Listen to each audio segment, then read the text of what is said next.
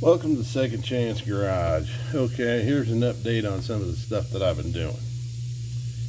I put new belts on the Honda Civic, and that was an absolute nightmare. And I shot a video talking about it, kind of showing you some of the tricks I used. It was a nightmare. That was about 4 to 5 hours. Okay, then I'll take you over here and I will show you. Okay, this is the table that you saw me disassembling. I got it fixed today, and I put the new tabletop on it, and it works really good. You can see I'm already using it because I've got the back of the Honda Civic up in the air on a set of car ramps. Over here. Yep. There's the car ramps. You can kind of see them. Because the fuel filter started clogging up. And I don't know what this dude is, but it was right above the fuel filter. So I figured, well, I'll replace it too. So I think I had the Civic back on the road about 45 minutes, and half of that was trying to keep it running enough to get home. That was awesome. All right, so now what I'm in the process of doing, after I got to swept the floor and all that, there's the lawnmower. And we are going to be sharpening a blade on the lawnmower deck. I've already got one done, but I'm gonna put you here by the bench grinder. There we go. All right. And now let me go get my blade. Oh. Laying right there, been a snake, it would have bit me. Alright, on the old safety specs. And I don't know if you can tell or not, but this blade is super dull. It's just round. It's supposed to have a sharp edge on it, and it will again. But right now she is just round. Alright, here we go. Fire up the bench death wheel. You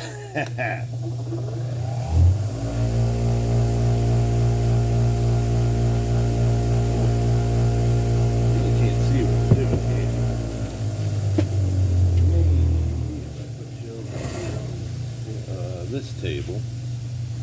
Let me set you over here on this table. Maybe you'll be able to see. Let me turn you around. There's the bench grinder. Maybe you'll be able to see a little better.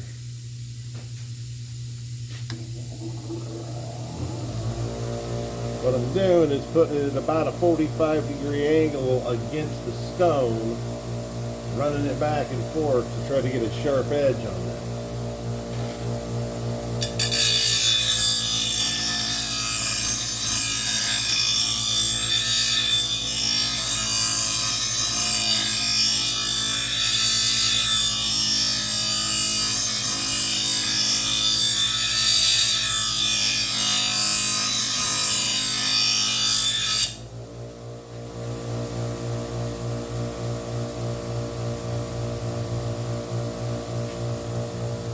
I don't know if you can tell, but that's a massive improvement. And when you sharpen these blades, you just sharpen this edge right here.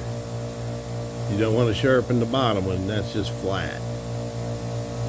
But yeah, that's an improvement, but it ain't quite good enough yet. So give her a little more love.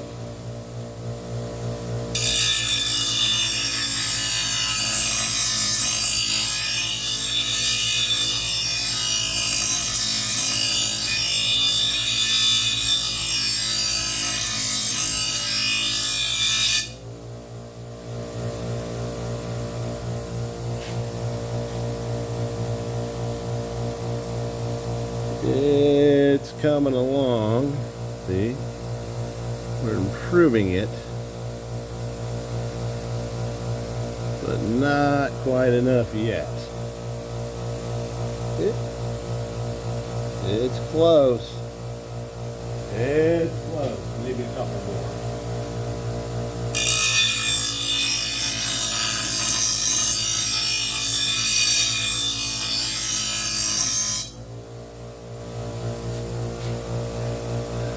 Alright, let's see where we're at.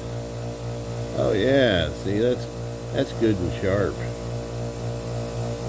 don't know if I can show you.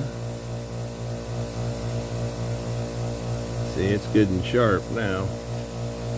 Good sharp edge. Yeah, you ain't gonna cut your hand or nothing, but it's not supposed to. You know? See how, I don't know if you can tell, this one here, this is how blunt this one is. It's just round, you know. Just round on this edge. So, anyway, we'll run that one across the grinder a few times and get them sharp.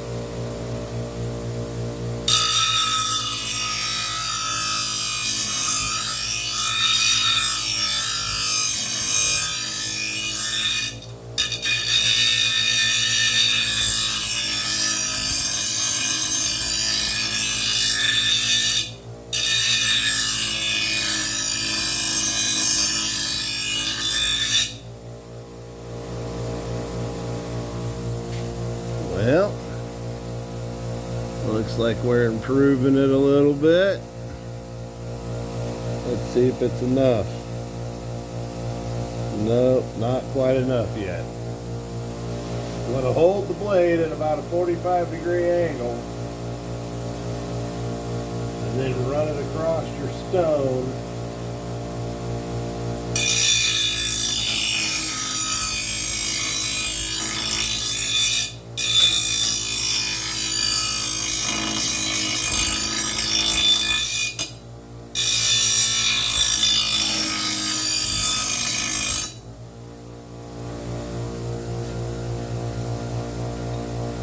See. I think that might almost have it. You can tell because you want a real sharp edge, sharpest pointed edge you can, right along this. We'll give it a couple.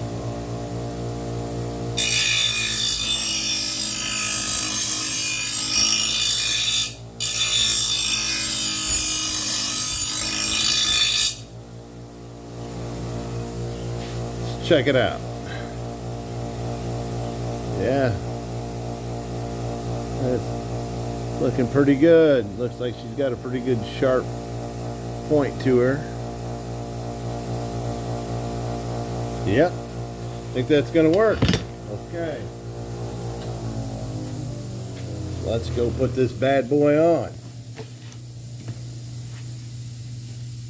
Okay, gotta make some noise. We gotta turn on the air compressor. Okay, she's gonna be a little loud. Alright. They do have torques on these, you know, but I don't use them. Just put them on stud.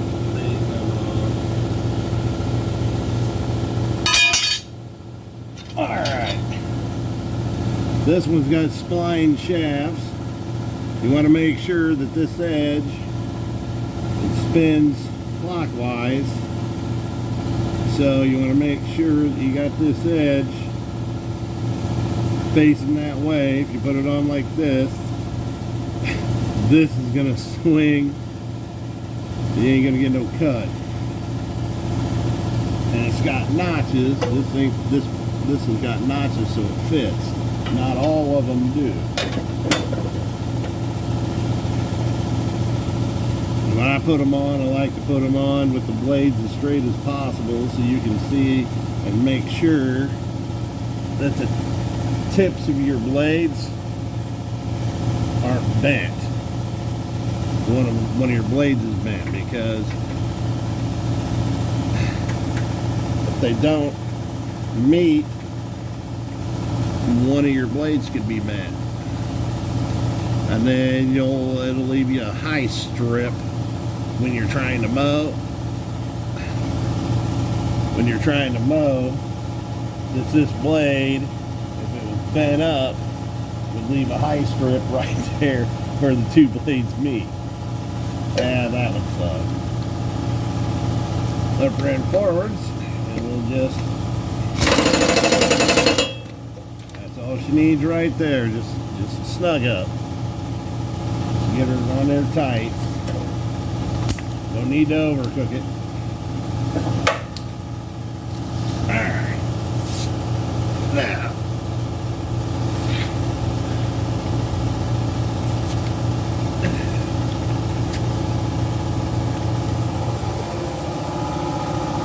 okay, hang on a second.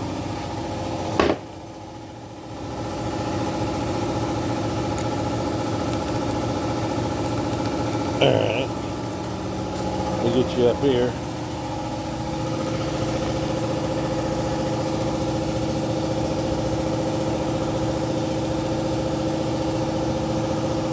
Something's not working right with this here tripod. I don't know what's going on here.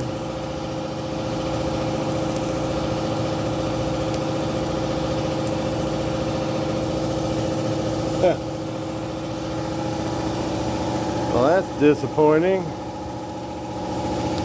Usually it works pretty good. Okay. There it is.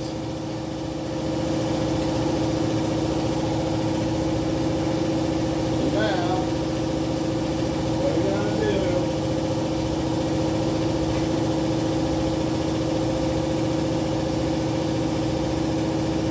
gotta take this tire chuck, air chuck, put it in the air hose, because I have a low tire. What I do, instead of, you're supposed to use an air gauge that tells you how much air you're putting in your tire. I just do this. It tells me about how full the tire is. Go over here. I put air in it. Until it feels like it's got about the same tension as that side does. I gotta do this every time I take it mow. Not to blink with the tire.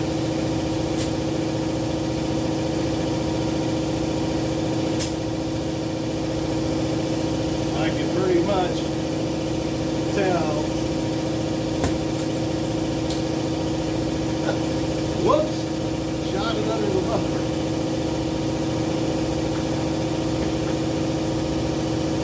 Okay.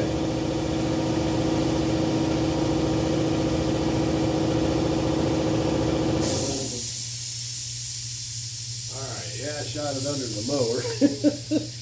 Whoops. Alrighty. Now, clean up the mess before I do anything else. Because I just spent 4 hours today. I started at 5 o'clock in the morning cleaning up this mess. I mean, it was so bad you couldn't even walk through here. Tools everywhere.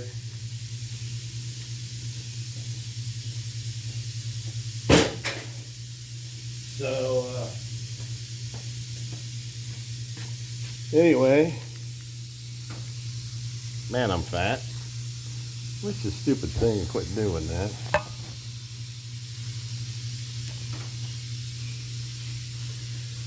So anyway, that's what I've been up to.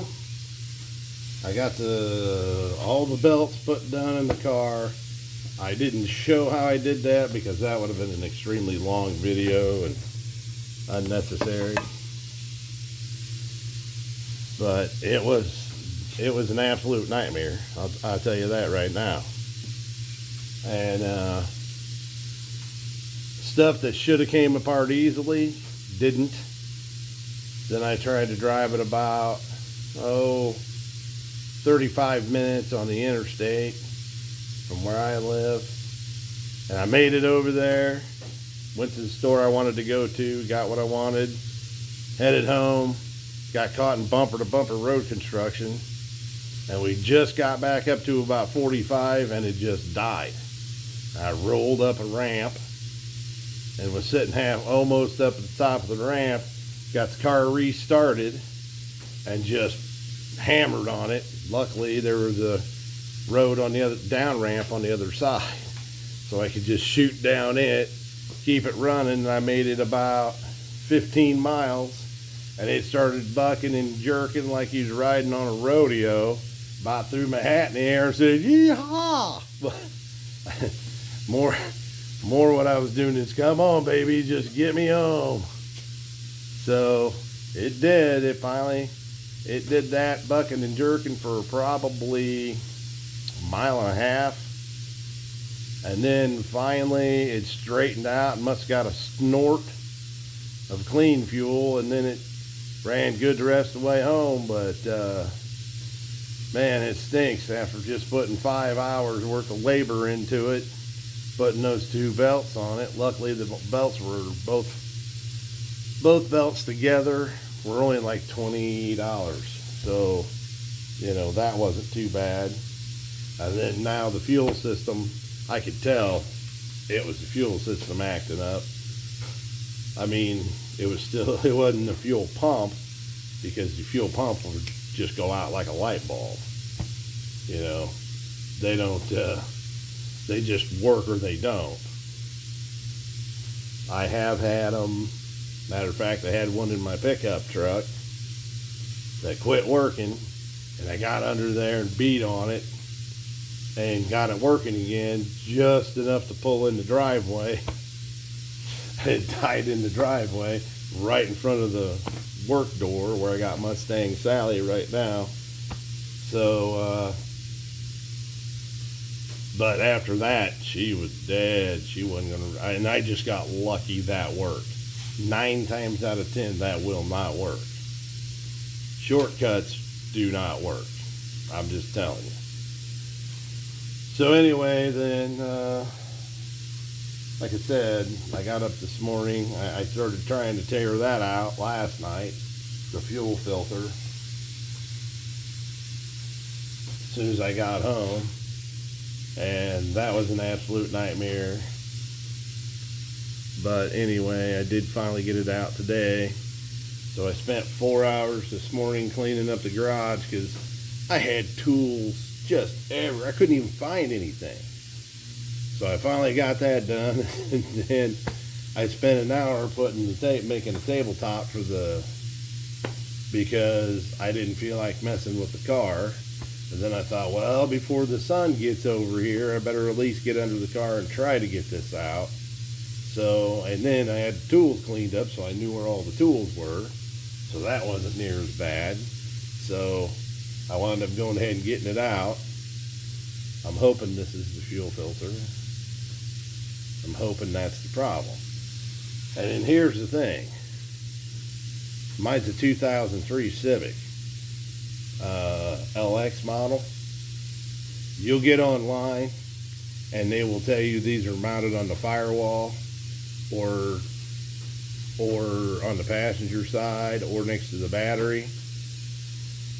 Mine was probably made in 2002, I'm guessing, titled as a 2003, because mine was up underneath the tank. Up underneath right next to the tank. And that was a nightmare to get to. So, and a guy asked me once, he goes, well, why do you have so many car ramps? Well, I've got 2 underneath this. I did have enough to put 2 vehicles on a car ramp, so I had 4 sets. I'm down to 3 sets because I bent one. Too heavy a vehicle on it. But anyway, I got Mustang Sally on 2 sets over there on the other side, and I've got the last set I had underneath the butt end of this car. So yeah, I'll take you over and show you Mustang Sally. She's setting up on, she's got one of the side pipes permanently mounted on there. I think I did some videos on those. That was permanently mounted on there, but there's a car ramp. There's a car ramp in the back. Right. So she's up in the air, so I could put that side pipe on her. And then I got to try to straighten out the rocker on the other side, but that side pipe's all put together and good to go on. So I was gaining on it, but then I got to straighten out the rocker, which I already showed you in another video. So anyways, that's just some of the stuff I was doing. That's just some of the crap I was doing. So anyway, if you like it, subscribe. It wasn't action-packed, but, you know, they can't all be gold. Second Chance Garage, Uncle Russell out.